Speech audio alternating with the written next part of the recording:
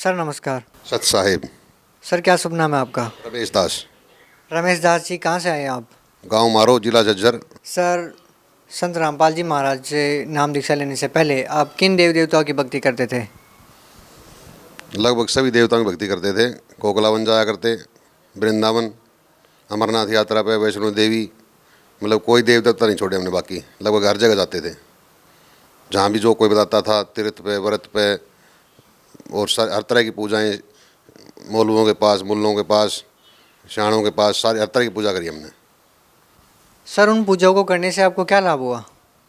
लाभ का तो हमें उस टाइम पता ही नहीं होता था। लाभ का तो पता लगा जब मालिक ने ज्ञान कराया। उस टाइम से उससे पहले तो हम सिर्फ धन के लिए पूजा करते थे, पैसे के लिए, और पैसा वैसा तो आना ही नहीं होता था। तो लाभ का तो कोई विशेष पता भी नहीं था, तो बस लगे रहते थे। लाभ लाभ की कोई उसमें हमें ज्ञान भी, सबसे पहले तो ज्ञान ही नहीं था हमें। और कुछ बीमारियां थी, उनके चक्कर में लगे रहते थे, भी बीमारियां ठीक हो जाएंगी या धन आ जाएगा। सर, संत रामपाल जी महाराज की शरण में कैसे आए आप? मैं संत रामपाल जी महाराज की शरण में, एक हमारे दोस्त हैं बल्लभगढ़ में, उनकी फैक्ट्री, एक दिन उनकी फैक्ट्री गया मैं, तो वो उस एक दिन पहले वहाँ से नाम लेके आए थे। उन्होंने मेरे को श्रेष्ठता बताई मोटी मोटी, हमें समझ तो आती नहीं थी, लेकिन पता नहीं कुछ गुरुजी की ऐसी कृपा हुई संत रामपाल जी महाराज की कि मेरे दिमाग में वो सारी फिट बैठ गई, और मुझे ऐसा अट्रैक्शन सा हुआ कि मुझे अभी जाना चाहिए।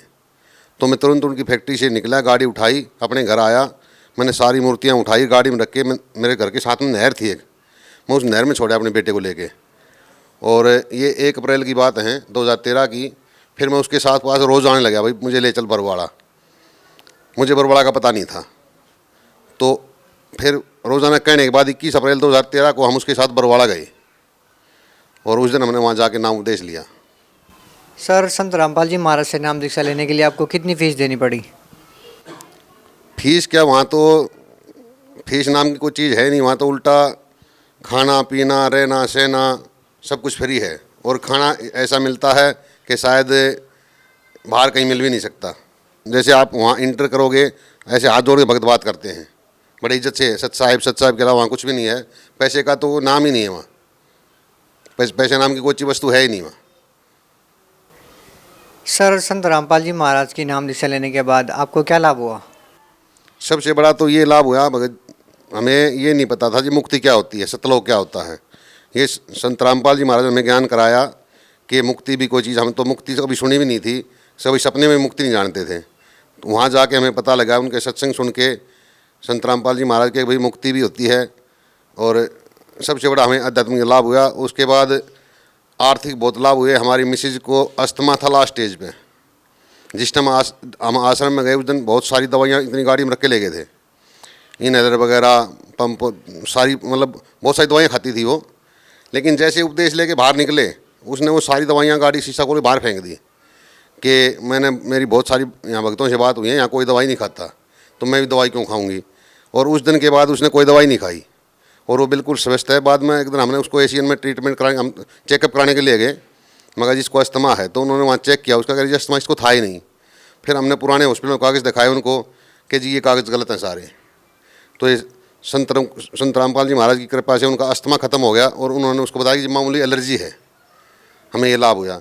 और हम भी भिन्न भिन्न प्रकार के नशे करते थे, और हमारे बिजनेस भी कुछ इस टाइप के थे कि हम बेईमानी में ज़्यादा विश्वास करते थे, पैसा ही हमें दिखाई देता था। वो सारे व्यसन हमारे छूट गए, बेईमानी हमारे छूट गए। अब हम बड़ी ईमानदारी से अपना गुजारा कर रहे हैं। और हमारे बेटे को वो हो गया, थायराइड हो गया था। मेरा बेटा है कोई 12 साल का, उसको डॉक्टर ने थायराइड बता दिया। तो मैं बोला बेटा चल डॉक्टर पास चलते हैं हॉस्पिटल में। वो बोला पापा मैं दवाई नहीं लूँगा। मैं बोला बेटा क्यों? कि नहीं, वहाँ आश्रम में बड़े बड़े लोग ठीक हो जाते हैं, बड़ी बीमारियाँ, तो मैं क्यों ठीक नहीं होऊंगा, मैं तो गुरु जी से प्रार्थना करूँगा। तो उसने वहाँ जाके गुरु जी से प्रार्थना करी कि गुरु जी मुझे थायराइड बताया डॉक्टरों ने, और मैं दवाई नहीं खाना चाहता। तो परमात्मा स्वरूप संत रामपाल जी महाराज ने बोला कि कोई बात नहीं बेटा, ठीक हो जाओगे। तो दोबारा हमने उसका चेकअप कराया सरकारी हॉस्पिटल में, उसको थायराइड नहीं था, थायराइड उसका ख़त्म हो गया। और हमारी बेटी को भी बड़ी कमज़ोर थी, पढ़ाई में बड़ी कमज़ोर थी। आज वो, मतलब हम 4 प्राणी घर में, चारों बड़े आनंद से भक्ति कर रहे हैं। हमें कोई किसी प्रकार की कोई तकलीफ नहीं है। सर, हिंदुस्तान में हजारों धर्मगुरु हैं, सभी भिन्न भिन्न प्रकार की साधनाएं देते हैं। आप संत रामपाल जी महाराज की शरण में क्यों गए? ये तो कोई भी पढ़ा लिखा समाज है, कोई भी पढ़ के देख सकता है। सत भक्ति और कहीं भगत जी है ही नहीं। सत भक्ति वही है। आप वेद शास्त्र इस पढ़ाई का सिर्फ यही फ़ायदा है। पहले तो हमें भी नहीं पता था। जब हम बरवाड़ा गए, वहाँ सत्संग सुने, किताबें पढ़ी, उसके बाद पता लगा कि सत भक्ति क्या होती है और मोक्ष क्या होता है। उससे पहले हम भी सिर्फ पैसे की पूजा करते थे, सिर्फ ध्यान पैसे में होता था। मंदिर में जाते थे, पैसा चाहिए, वहाँ जाते पैसा चाहिए, लेकिन वहाँ जाने के बाद पता लगा भाई मोक्ष है। और मोक्ष कैसे मिलता है वो संत रामपाल जी महाराज ने हमें बताया सत्संगों में और किताबों के माध्यम से। तो वो पढ़ के और उनके सत्संग सुन के मेरे ख्याल में शायद कोई भी पढ़ा लिखा समाज का आदमी रोक नहीं सकता अपने आप को। बिल्कुल क्लियर है सारी बातें उनकी। सर, संत रामपाल जी महाराज के द्वारा दी गई भक्ति में और जो अन्य धर्मगुरु हैं उनके द्वारा दी गई भक्ति में आपको क्या भिन्नता मिलती है? जैसे दिन और रात का अंतर होता है, ये कहेंगे हम, क्योंकि उनके पास तो अध्यात्म नाम की चीज़ है ही नहीं। आप स्वयं देख सकते हैं, बहुत सारी पुस्तकें उन्होंने लिख दी और संत रामपाल जी महाराज ने बहुत सारी पुस्तकें लिखी हुई हैं। सत्संग उनका भी चल रहा है, उनके सत्संग आते हैं। आप खुद स्वयं भगत समाज पढ़ा लिखा है, स्वयं निर्णय कर सकता है। उनके पास तो अध्यात्म नाम की चीज़ ही नहीं है। और संत रामपाल जी महाराज अपनी तरफ से कुछ ना बता के सिर्फ वेद और शास्त्रों से सत भक्ति बताते हैं। तो उसको समझ के कोई भी कह सकता है कि सत भक्ति सिर्फ और सिर्फ बरवाड़ा में है और कहीं नहीं है सत भक्ति। सर, ऐसा सुना जाता है कि संत रामपाल जी महाराज और अन्य धर्मगुरुओं की निंदा करते हैं, क्या कहना चाहेंगे आपको? निंदा नहीं, इसको परमार्थ भी कह सकते हैं। वो परमार्थ करते हैं। निंदा तो वो होती है कि किसी के बारे में गलत बात कही जाए। अब जो आदमी जो बात करे उसकी बात को अगर हम दोहराते हैं तो वो निंदा नहीं है। अगर हम किसी को बताएं कि भैया आपका ये मार्ग गलत है और उसको प्रमाण दे दें तो वो निंदा नहीं है, वो परमार्थ कहेंगे। एक आदमी कहीं जा रहा है, रास्ता भटक गया, वो उसको आपने रोक लिया, भाई कहाँ जा रहे हो? दिल्ली जा रहा हूँ। दिल्ली तो इधर है। वो मैं तो नहीं मानता, नक्शा देख ले भाई, उसको नक्शा दिखा दिया, उसको समझ में आ गई तो परमार्थ है। क्योंकि ना तो बेचारा वो अलग रास्ते जाता, फिर बाद में घूमना पड़ता है उसको। यही काम परमार्थ का काम संत रामपाल जी महाराज कर रहे हैं। क्योंकि और किसी संत के पास सत भक्ति है ही नहीं। वो तो अपने मनमुखी विचार हैं उनके, सबके अपने मनमुखी भक्ति बताते हैं। किसी के पास शास्त्र नाम की कोई चीज़ नहीं है। सर, नवंबर 2014 की घटना के बाद भी संत रामपाल जी महाराज जी के समर्थकों की संख्या बढ़ती जा रही है। इसके बारे में आप क्या कहना चाहेंगे? क्या कारण है कि संत रामपाल जी महाराज जी के समर्थकों की संख्या आज भी बढ़ रही है? ये आत्मा और परमात्मा का मेल है। आत्मा परमात्मा से कभी दूर नहीं जा सकती। संत रामपाल जी महाराज पूर्ण परमात्मा हैं और हमारा आत्मा और परमात्मा का मेल है, ना कि हमारा कोई वैसे हम किसी प्रलोभन से जुड़े हुए हैं। संत रामपाल जी महाराज ने हमें ज्ञान करा दिया कि तुम्हारी इस ऐसे मुक्ति होगी, उस मुक्ति मार्ग पे चल रहे हैं हम। तो आत्मा उस परमात्मा को से दूर नहीं जा सकती, इसलिए उनकी संख्या रोजाना बढ़ती जा रही है, क्योंकि उनके पास सत भक्ति है। सर, आपका विश्वास आज भी संत रामपाल जी महाराज में वैसा ही है जैसे बरवाला की घटना से पहले था? उसे कहीं ज़्यादा, क्योंकि सब कुछ होने के बाद भी मीडिया ने जो दिखाया, बाकी जो लोगों ने देखा, उसके बाद भी आज हमारी संख्या बढ़ती जा रही है। इसका यही कारण है कि वहाँ सत भक्ति है और संत रामपाल जी महाराज सत भक्ति देते हैं। ये आप खुद सोच सकते हैं कि इतनी बड़ी घटना होने के बाद भी आज हमारी संख्या बढ़ती जा रही है। सर, संत रामपाल जी महाराज आपको किस प्रकार की भक्ति प्रदान करते हैं? वो किस प्रकार की शिक्षाएं आपको दे रहे हैं? हमारे वहाँ नाम उपदेश लेने से पहले कुछ नियम बताए जाते हैं सतगुरु की तरफ से।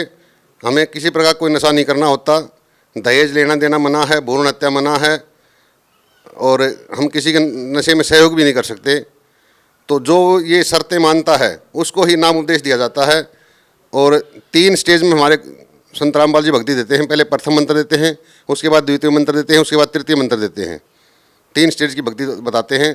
पहले प्रथम मंत्र दिया जाता है, उसके 4 महीने बाद सतनाम दिया जाता है, उसके बाद फिर सारनाम दिया जाता है। सर, आपको पूर्ण विश्वास है कि जो सद्भक्ति संत रामपाल जी महाराज ने आपको दी है उससे आपका पूर्ण मोक्ष होगा? हाँ जी, आप वेद शास्त्रों में अध्ययन कर सकते हैं। वेद शास्त्र यही बताते हैं कि पूर्ण मोक्ष कैसे होगा, और वहाँ टोटली भक्ति शास्त्र अनुसार दी जाती है। आप कोई भी वेद शास्त्र उठाओ, उनको पढ़ो, सिर्फ उन्हीं के अनुसार। संत रामपाल जी महाराज अपनी तरफ से कोई एक सिंगल बात भी नहीं जोड़ते। वो सिर्फ वेद और शास्त्र पढ़ाते हैं और उन्हीं अनुसार भक्ति देते हैं, और उसी से पूर्ण मोक्ष होगा। सर, भगत समाज को क्या संदेश देना चाहते हैं? संदेश तो हमारे सतगुरु जी देते हैं। हम तो प्रार्थना कर सकते हैं कि ये समय है, जितना जल्दी हो सके साधना चैनल पर सत्संग चलता है 7:40 से 8:40 तक, वो सत्संग सुनो। वहाँ पर नंबर आते हैं, उनसे किताब मंगाओ, ज्ञान गंगा पुस्तक पढ़ो, और उसको अध्ययन करके जितनी जल्दी हो सके संत रामपाल जी महाराज के चरणों में आओ और अपना पूर्ण मोक्ष कराओ। सर, जो लोग संत रामपाल जी महाराज से जुड़ना चाहते हैं वो संत रामपाल जी महाराज से कैसे जुड़ सकते हैं? उसके लिए एक आपका चैनल साधना चैनल है, जहाँ पर सत्संग चलता है सतगुरु जी का 740 840, उस पर नंबर आते हैं नीचे, उन नंबरों पर फ़ोन करो, वहाँ से आप पुस्तक मंगवा सकते हैं और नामदान केंद्र की जानकारी ले सकते हैं। वहाँ पर सब आपको जानकारी मिलेगी। नाम जगह जगह भिन्न भिन्न शहरों में नामदान केंद्र चल रहे हैं, वहाँ जाके आप नाम उपदेश ले सकते हैं। सर बहुत बहुत धन्यवाद आपका। सत्साही।